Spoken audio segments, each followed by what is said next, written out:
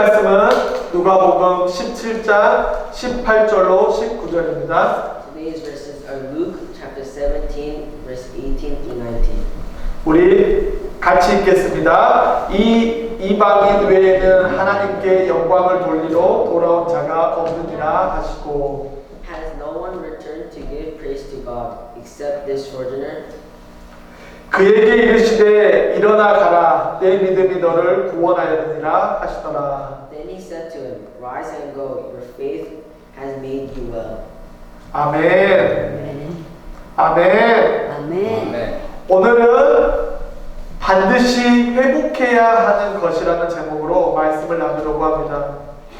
특별히 오늘은 1년을 안전하고 은혜 가운데 지켜주신 하나님께 감사하는 추수감사절이자 우리가 특별히 VIP 초청잔치로 새생명 축제로 기획한 날입니다.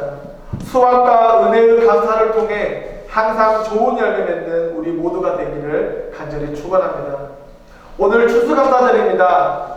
추수감사절은 1년 동안 하나님의 은혜를 감사하는 마음을 보여드리는 날이며 동시에 그 감사를 우리끼리만 나누는 것이 아니라 누구와?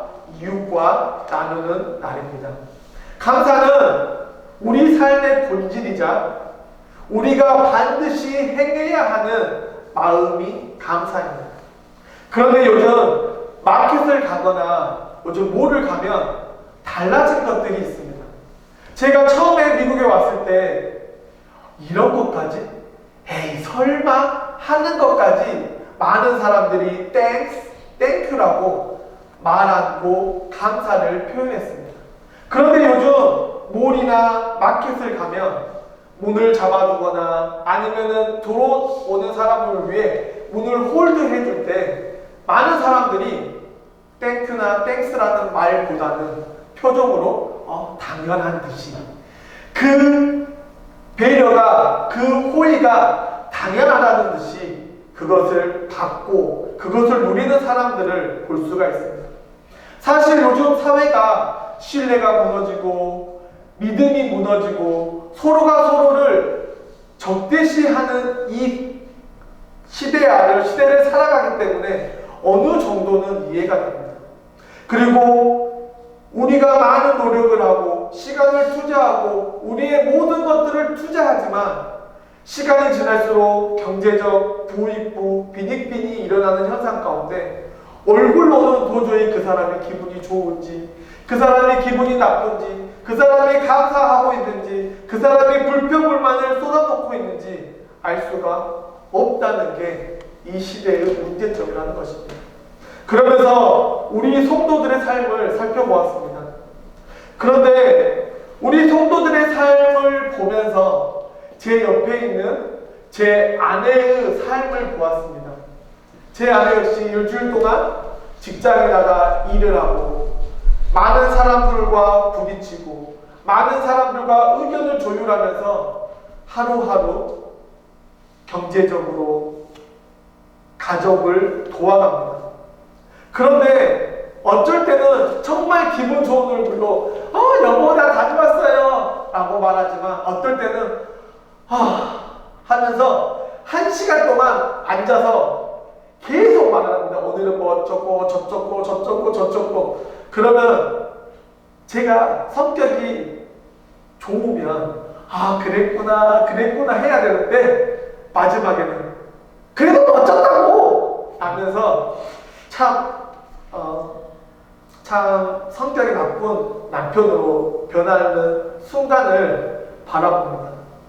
사실 우리가 직장에서 일을 하고 우리가 물질을 벌기 위해서 일을 하지만 또 그 일은 가장 먼저 먹고 사는 문제가 결부되어 있고 또 집안에서의 가족과의 관계가 결부되어 있고 자녀들과의 관계가 결부되어 있고 그리고 의식하지 않을 수 없는 우리 주변의 시선과 그리고 노력하지만 더 이상 나아질 것 같지 않은 그 관계 가운데 우리가 깊이 들어간다는 것입니다. 그래서 유흥가 가사처럼 불러도 대답 없는 너 라는 생각이 자꾸 들면서 우리의 삶을 더욱더 힘들게 한다는 것입니다. 그런데 감사하고 감사한 것은 우리의 삶이 지치고 우리의 삶이 어렵고 우리의 삶에 고통과 고난이 있어도 우리가 그 근본적인 문제를 해결할 수 있는 해결책이 있다는 것입니다. 우리가 많은 고민을 하고 많은 생각을 하고 좋은 강의를 듣고 좋은 상담을 받지만 왜 근본적으로 해결되지 않는 문제들이 있습니까? 그것을 해결할 수 있는 방법이 바로 오늘 본문 17장에 기록된 나병 환자가 치료받은 그 사건입니다. 오늘 추수감사절인데 왜 이 본문을 선택했을까? 그 이유가 있습니다. 바로 하나님이 만드신 세상을 살아가는 하나님의 백성들을 생각할 때에, 그리고 기도하고 성경을 읽는 중에 이 본문을 발견하고 제 안에 기쁨과 감사가 넘쳐났습니다. 사실 이 말씀을 준비하면서 여러분들을 생각하고 여러분들을 기억하고 여러분들을 위해 기도하면서 말씀을 준비했지만, 사실 이 말씀을 준비하면서 저에게 도리어 회복의 시간이었고 저에게 유익한 시간이었다는 것입니다. 사실 요즘 좀 힘들었습니다. 관계에 어려움도 있었고 신뢰의 문제도 있었고 또 재정적인 어려움 때문에 가슴이 답답함을 많이 느꼈습니다. 그런데 오늘 말씀을 준비하면서 제가 그 수도가 막히면 뭘 먹죠?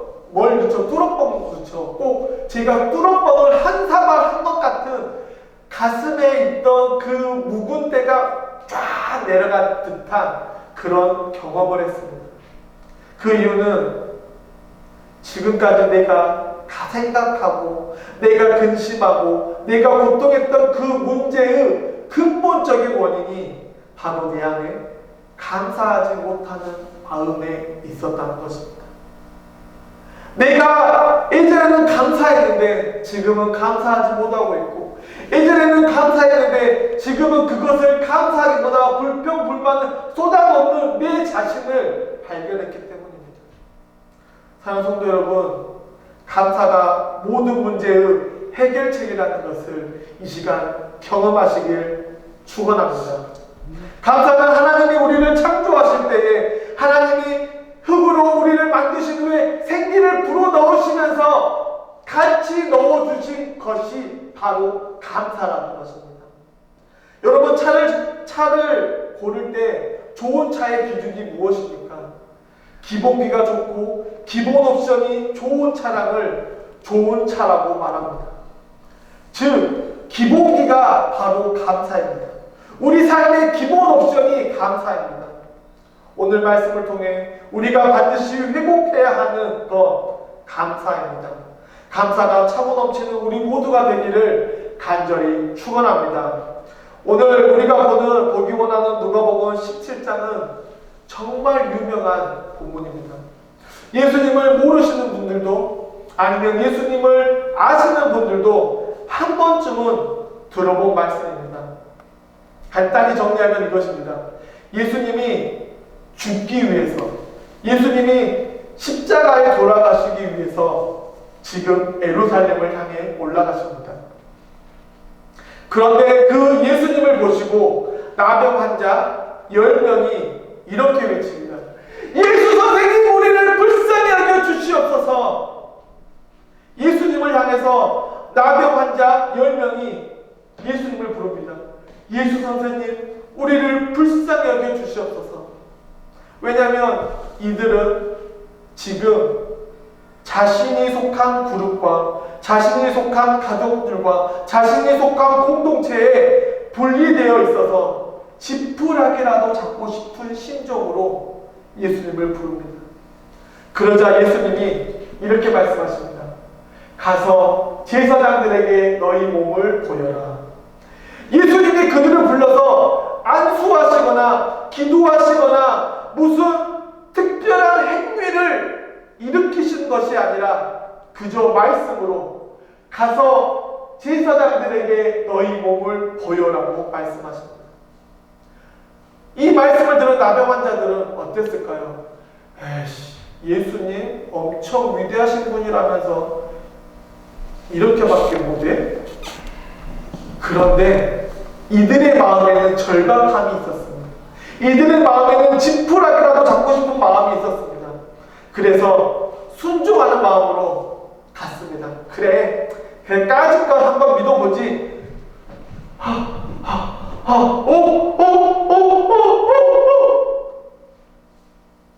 가는 도중에, 그들이 가는 동안에 몸이 깨끗해졌다. 제사장에게 가는 도중에 나병이 치료되는 기적을 경험합니다. 그 기적을 본 나병 환자들은 아마도 여러 가지 반응을 보였을 것입니다. 제사장님, 나 깨끗해졌어요. 라는 사람도 있을 것이고, 어떤 사람은 사랑하는 가족을 향해 달려갔을 것이고, 어떤 사람은 그리운 친구를 향해 달려갔을 것이고, 어떤 사람은 그저 그 자리에서 기뻐서 어쩔 줄 몰라 했을 것입니다. 그런데 딱 한 사람이 다른 행동을 합니다. 예수님을 찾아왔습니다. 그리고 이런 반응을 보입니다. 한 사람은 자기의 병이 나은 것을 보고 큰 소리로 하나님께 영광을 돌리면서 되돌아와서 예수의 발 앞에 엎드려 감사드렸다. 그런데 그는 사마리아 사람이었다. 하나님께 영광을 돌리고 감사한 사람은 사마리아 사람입니다. 그 당시에 사마리아 사람들은 사람 취급을 받지 못한 사람입니다. 어느 곳에서도 소속되지 못하고 존중받지 못한 사람입니다. 그런 그가 나병이 치료되는 순간 자신을 고쳐준 예수님을 기억합니다. 그리고 예수님께 돌아와서 예수님께 영광 돌리고 감사합니다. 그리고 그 감사의 결과 무슨 선물을 받습니까? 우리 한번 다 같이 한번 읽어볼까요? 시작! 일어나서 가거라. 내 믿음이 너를 구원하였다. 감사의 결과로 구원, 영원한 생명, 영원한 삶을 선물로 받았습니다. 10명의 나병 환자 중에 9명은 자신이 가진 병만 치료되는 기적을 경험했지만, 이 한 명 사마리아 사람은 병이 나음과 동시에 구원을 선물로 받고 죄로부터 해방을 누렸던 사람입니다. 그럼 우리는 여기서 질문이 하나 생깁니다. 그럼 예수님이 말하는 진짜 좋은 믿음, 진짜 정확한 믿음은 무엇이냐? 바로 감사입니다. 누구나 할 수 있고 언제든지 할 수 있는 것이 감사입니다. 우리가 예수님을 알지만 사단이 다스리는 세상을 살아가는 모두에게 고통이 있고 해결되지 않는 문제가 있습니다. 그럴 때 어떻게 하십니까? 골방에 들어가거나, 때로는 운전을 하거나, 때로는 혼자 구석에 처박혀 주님 너무 힘이 듭니다. 주님 해결해 주십시오. 때로는 협박을 하면서 목놓아 하나님을 찾습니다. 그리고 난 후에 어떤 반응을 보이십니까? 사실 고통과 그 문제 앞에 호소하는 것은 하나님을 향해서 호소한다기보다 나에게 집중되어 있습니다. 나의 고통, 나의 문제, 나의 미래, 오직 나에게만 집중되어 있습니다.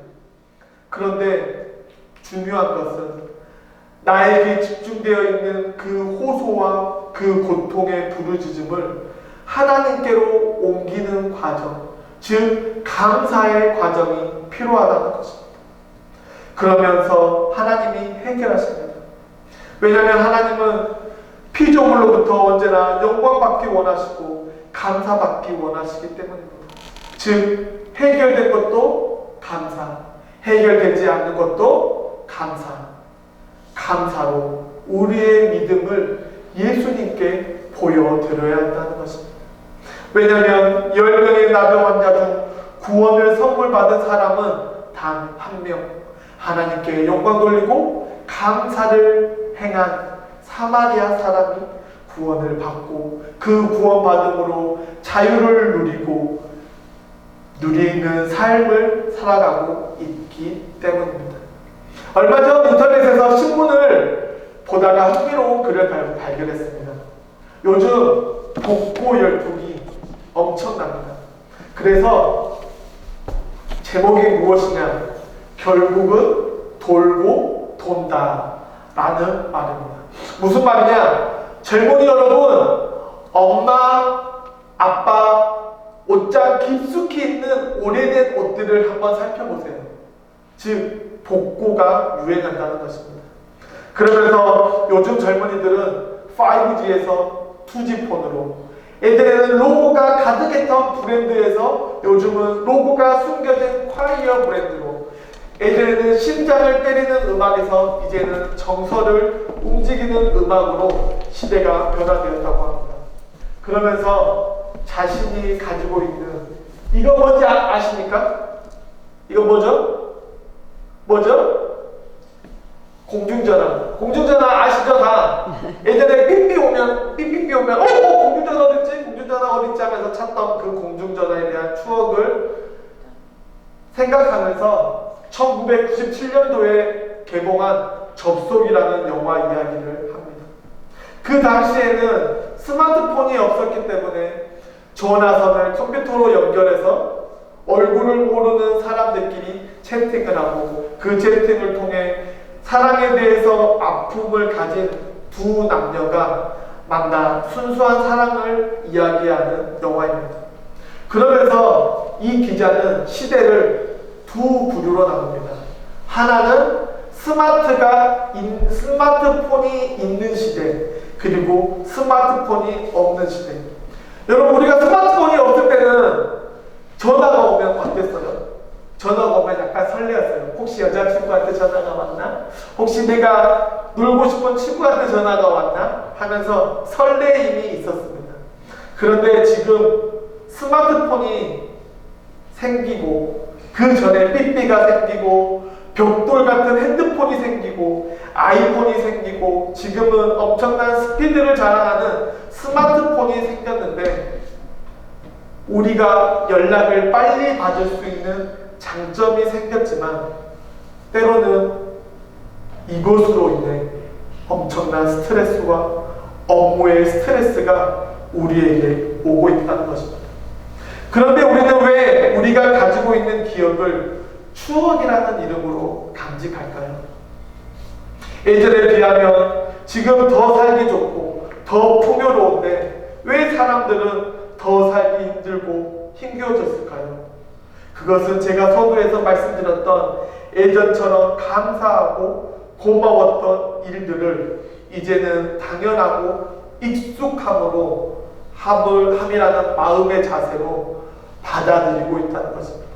그러니까 즉 예전에는 누군가가 문을 잡아주고 누군가가 문을 홀드해주는 것에 대해서 감사합니다, 감사합니다, 감사합니다라고 했는데 이제는 누군가가 나의 문을 잡아주지 않으면 그 사람을 째려보고 누군가가 나의 문을 홀드해주지 않으면 왜 나를 해주지 않는지 그 의아한 표정으로 짓는 것, 그것에서 우리가 감사의 마음을 잃어버렸다는 것입니다. 즉 우리의 삶도 어떻습니까? 제가 처음에 미국 왔을 때 원베드에서 시작해서 투베드 그리고 타운하우스에서 살면서 이제는 아파트로 더 이상 갈 수 있는 규모나 환경이 되지 않았습니다. 그러면서 공간이 없다고 학군이 좋지 않다고 불평불만하는 일들이 발생했다는 것입니다. 오늘 본문에 나타난 10명의 나병 환자도 마찬가지입니다. 처음에 예수님을 만났을 때 자신의 문제를 해결하기 위해 예수님을 큰 소리로 외칩니다. 예수 선생님, 우리를 불쌍히 여겨 주시옵소서. 그리고 해결되자 어떻게 합니까? 분명히 그 마음 가운데 감사와 기쁨의 마음이 있었을 것입니다. 그런데 바로 표현하지 않았습니다.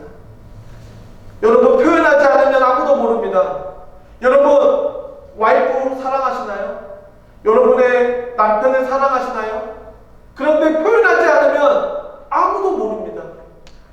그들은 마음에 예수님께 감사하고 싶은 그 마음보다 자신이 나병에서 치료되었다는 그 자랑하고 싶은 마음이 더 컸기 때문에 예수님께 가기보다 사람들을 향해, 가족들을 향해, 사람들을 향해 나아갔다는 것입니다. 여러분, 참 아픈 것은 이런 일들이 우리 삶 안에도 있다는 것입니다. 우리가 엄청난 고난과 고통 중에서 하나님께 기도할 때가 있습니다. 그리고 하나님께 매달립니다. 하나님, 우리의 문제를 해결해 주십시오. 하나님, 이 문제를 해결할 수 있는 지혜를 주십시오. 하나님, 이 문제를 해결할 수 있는 사람을 붙여 주십시오. 그렇게 기도하다가 어느 순간 문제가 해결되고 어느 순간 나도 모르는 사이에 그 문제가 부정적에서 긍정적으로 바뀌는 것을 확인합니다. 그러면 두 가지 반응을 보입니다. 첫째는 나병 환자 9명과 같이 세상에 나아가 나 이제 평온해, 나 이제 피스 라고 하는 사람이 있고, 또 어떤 사람은 사마리아 사람처럼 예수님께 달려와 주님 감사합니다. 문제를 해결해 주시니 감사합니다. 오직 더욱더 주님만을 사랑하겠습니다. 그런데 여러분은 어느 쪽에 속해 있는 사람입니까? 사실 참 부족하게도 저 역시 첫 번째에 속한 사람 같습니다. 두세 달 전에 어느 부부가 토요 새벽 예배에 찾아왔었습니다. 그리고 같이 예배를 드리고 같이 기도를 한 후에 그분들이 떠나가시면서 봉투 하나를 저희 가족에게 전달해 주시고 가셨습니다. 그리고 그 안에는 손글씨로 쓴 봉투 3-4장과 헌금이 들어있었습니다. 그러면서 그 편지를 읽으면서 자신들이 왜 우리 교회를 방문했는지, 자신들의 상황, 그리고 기도 제목들이 손글씨로 이쁘게 쓰여져 있었습니다. 그 편지를 읽으면서 저와 제 아내의 마음이 먹먹했습니다. 지금 그분들도 힘들고 그분들도 어려운 상황 가운데 이렇게 개척교회를 찾아오시고 이렇게 큰 헌금을 해주셨기 때문입니다. 그리고 아이들을 불러 함께 그 봉투와 그 편지에 손을 얹고 기도했습니다. 하나님, 이들의 기도 제목을 응답하시고 이들의 사업을 해결해 주시고 이들의 문제를 해결해 달라고. 그리고 저와 아내에게 고민이 생겼습니다. 이 헌금을 어떻게 유용하게 사용할 수 있을까? 고민 끝에 저희 교회가 그 당시에 기도 중이던 영상 장비를 위해서 구매해야겠다. 그렇게 마음의 결정만 하고 한 주, 한 달, 2달이 지났습니다. 그러던 어느 날 우연히 아내가 헌금을 정리하고 있는데 옆에 봉투가 놓여져 있었습니다. 그래서 아내에게 물었습니다. 여보, 이게 뭐야? 그랬더니 그분들이 전해준 편지라는 것입니다. 다시 그 편지를 읽고 제 안에 정말 부끄러운 마음이 들었습니다. 그 당시에 감사했는데 그 감사를 내가 정확하게 표현하지 못했구나. 그러면서 그분들의 사업이나 그분들의 기도 제목들에 응답되었는지 궁금함과 함께 실행에 옮겼습니다. 그리고 그분들의 헌금으로 지금 캠코더를 주문하였고 지난주에 촬영했는데 너무 마음에 듭니다. 우리는 이렇게 하나님의 응답에 대해서, 하나님께 드리는 감사에 대해서 즉시 행하거나 즉시 실행하는 게 아닌 그냥 간직하고 있다가 잃어버린 상황이 많다는 것입니다. 그것이 저희고 우리 죄 많은 인간입니다. 성도 여러분, 감사의 때를 놓치지 마시길 바랍니다. 감사의 때를 놓치고 후회하지 않으시길 바랍니다. 그래서 어찌 보면 우리같이 부족한 인간들 때문에 특별한 날들이 있는지 모릅니다. 새해, 설날, 부활절, 어린이날, 어버이날, 부부의 날, 군인의 날, 추수감사절, 성탄절 등 이런 날들을 더욱더 우리가 소중히 여기고 다시 한번 내 안에 있는 감사를 기억하는 우리 모두가 되기를 간절히 소원합니다.